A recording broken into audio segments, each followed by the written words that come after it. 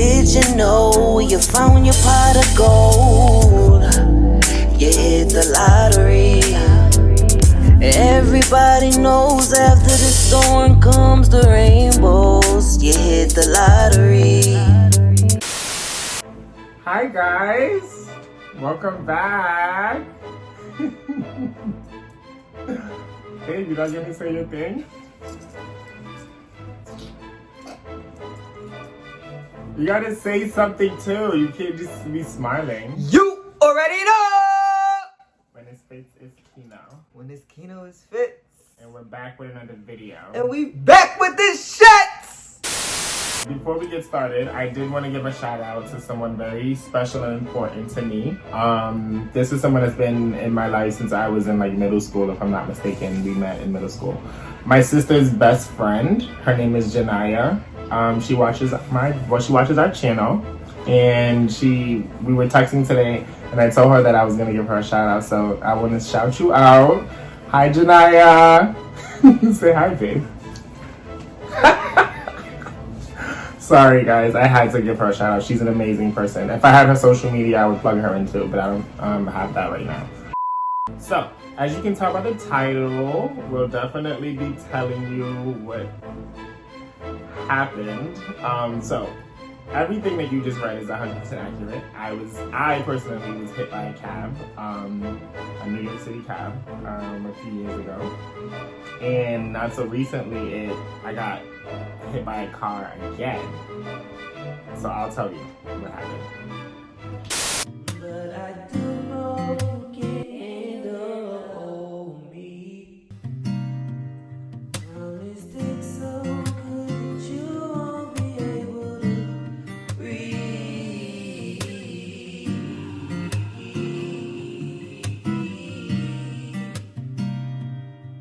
And I swear that you'll need CPR. First time, this was in like 2016, I was in Harlem. I was on my way home from work near Pathmark. I don't know if you guys are familiar, like on 125th Street, there's a Pathmark. Well, there was, it's no longer there anymore. It was like this huge, it should took up almost half the block. It was really big. Anyway, so I was on my way home from work, and there's a train station, the 125th Street train station. Just a 5 train that I was taking. At this time, I worked at Columbia University. I was managing one of the venues that they had. It was a cafe in the journalism building. And it was fun. It was my first like little job out of high school. I was doing my thing. I started off as a barista and worked my way up to management, and I was there for like 2 or 3 years, if I'm not mistaken. So that was pretty cool. But anyway, so I was there, and it was a late night. I was closing the restaurant. Everyone was leaving the cafe. I was shutting down, making sure everything was restocked, ready, money was sent, all the reports were in, blah, blah, blah. And I'm hungry now. But because I work at this cafe, I'm so sick of eating the food. Like, I don't know if you guys go through that too, but like, if you work somewhere, does that happen to you? Like, you're there all the time, so like, you don't necessarily have a taste for that food anymore? So that's what was going on. And so I leave, and on my way home, where I lived at the time, there wasn't any like fast food joints that would have been open at that hour. It was like maybe 12, 1 o'clock. So I get on the train, and I'm like, well, I can just get off in Harlem, grab something to eat, and then hop in a car and go home. So I get off the train at 125th Street, and as I'm walking up the stairs, I hear like an argument, it sounds. It's like commotion. It was like crazy. It was very loud. It was just a lot. So as I'm walking up the stairs, the noise hit me. So I just slowly, kept creeping, but like slowly, because I'm like, what the hell is going on? So I get to the top of the staircase, and I see that there's a taxi sitting kind of parked with the hazard lights on. And there's a guy standing on the opposite side of the driver's seat, he was standing on the sidewalk. And the driver had his window slightly, Fitz is tired, guys. He's just doing this video with me because I was saying that I needed to do this for you guys. I wanted to give you a more in-depth reason as to why I go to therapy and like just a little more about Keno's background and stuff like that. But he works night shifts and he's really tired, but he's doing this for you guys. Team Keno, Fitz is doing this for you. Did you hear all those bones cracking? I have to deal with this all the time. At this point, I'm like leaning on him, and it's not even bothering me. I can feel the vibrations of his bones cracking. Gross, I know. It feels so good. So yeah, where was I? Okay, so I get to the top of the stairs, and there's a guy arguing with the driver, and the driver is basically telling him to just like leave me alone, like go away. And the guy is drunk, and obviously he was drunk and high, but he was drunk, and he had like 3 different conversations going on at the same time with one person, with the driver. Like, he was like yelling at him about 3 different things. 2 of the things that had nothing to do with the driver. He was like yelling at him about his girlfriend. It was just like weird. It was crazy. So we get to the top of the stairs, and anyway, so I get to the top of the stairs, I hear the argument, and then the driver like brushes him off for the last time, and the guy gets really mad, super mad, and then he turns around and he punches the window, and the window shatters. So he punches the glass window of the car, and with his bare fist, and he shatters. That's how I know he was like high on top of him being drunk, like. Anyway, so he punched the window, and then the guy pressed the gas and took off. At this point now, I'm just trying to like walk to McDonald's, because the McDonald's is directly across the street from everything that's happening. I'm just trying to walk to McDonald's and get my McDouble, you know what I mean? Like, and hop in a car. So as this is all happening, I'm trying to get across the street. The driver presses the gas, pulls off, and is a few feet away from me by the time I'm in the middle of the street.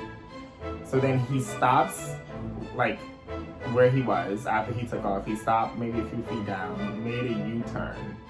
And when he made the U-turn to come back was when he hit me.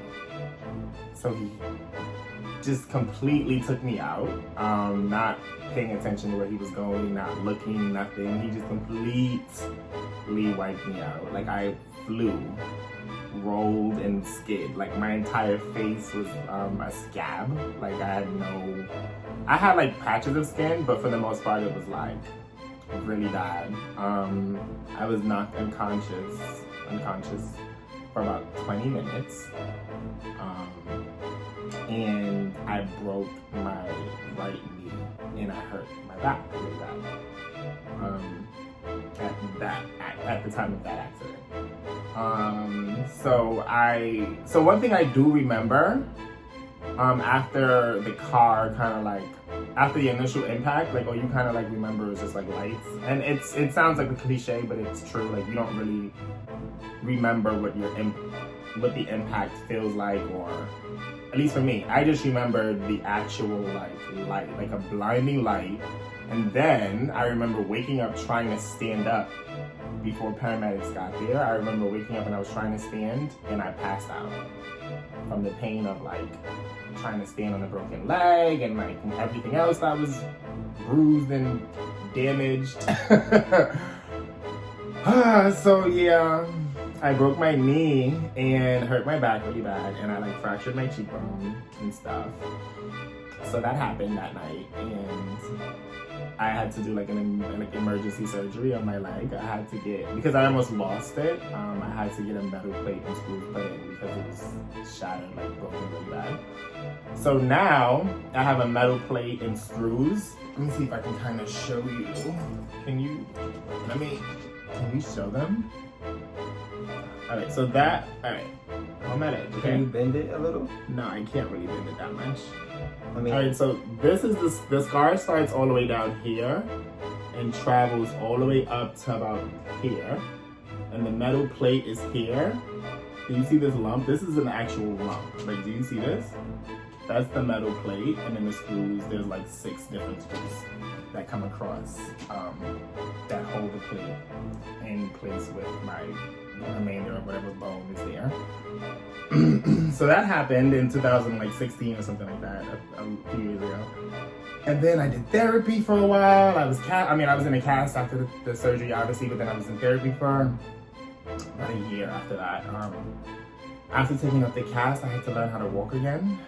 So that was very emotional and very crazy. And like, even being in a cast for 2 months after the surgery it was crazy. Like because the cast was my entire, like it came all the way up to like literally like right before my hip. Like it was like top of the thigh. It was like the entire right leg. And I suffered a lot of PTSD from being hit by the car. Like I would wake up in the middle of the night screaming. I would be waking up like calling for my mom, Dito. It was really bad. Like my best friend at the time was very supportive. She like was really, really good at being there for me while I was going through this. But I mean, I was there for her through some things that she was going through too. So that, you know what I mean? Like that's kind of what friends are for. But yeah, like she suffered some of the backlash of my PTSD because I'd spent some nights at her house while I was in the cast and stuff. And she like would just wake me up. But she would wake up and just come over to me and just be like, "It's all right, boo, it's all right." Like just, and literally like the most calm, like it was crazy. Like everyone that was around me like was very supportive of me of my process and like understanding of the process. And it was just crazy. It was really crazy and emotional. And then I got the cast taken off. Then I had to learn how to walk again, and that was crazy because I knew how to walk my entire life, and now at like 20-something years old, I'm having to learn how to walk all over again. So it was crazy. But I got it. Like after a while, like I was able to walk on my own without a brace, without anything. And after a couple of months, like I was back to work, and it was good. Like I was working and I was good for a few years. Like everything was fine. I got your legs around my waist, different angles, try trading places.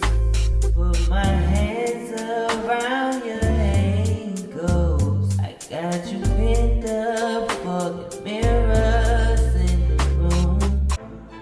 And then,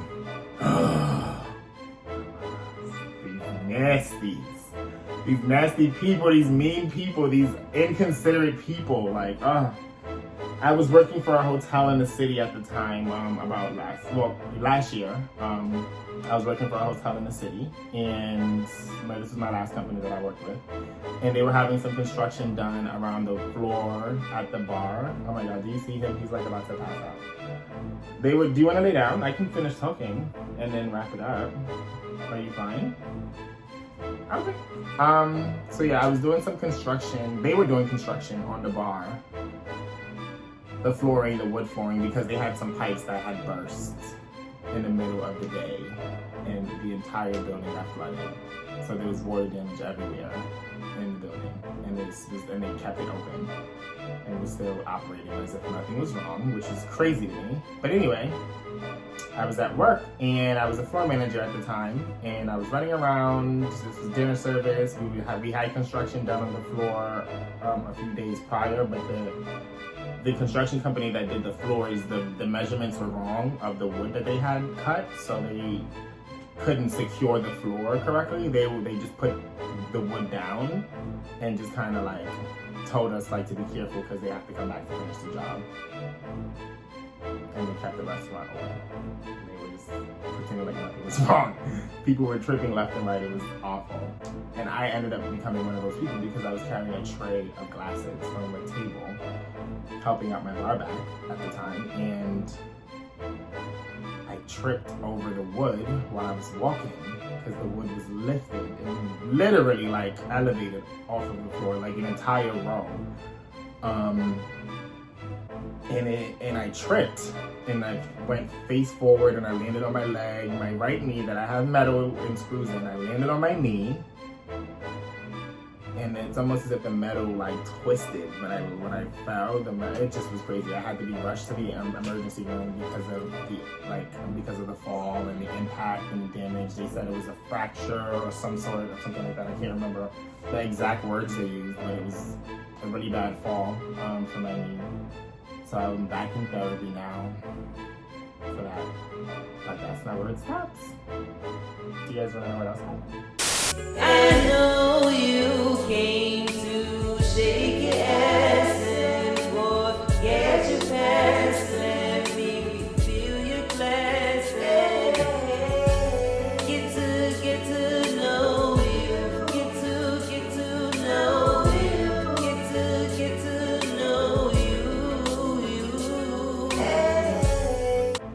So I was taking a car to therapy, and I got out of the car, and it was an Uber at the time. I was taking an Uber to therapy, I get out of the car, me and Fitz were together, as always, and I'm going to therapy, guys.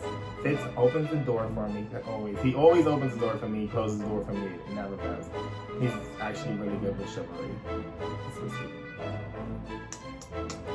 So, I get out and I'm walking out of the car and I walk behind the car, and literally the second I get to the center of the car, like where the trunk is, like as I'm walking around, the guy just backs up and like knocks me over into my right knee, into my right side. It's as if my right side, this leg is like cursed or something. It never fails. So there was a City MD directly across the street from where this happened.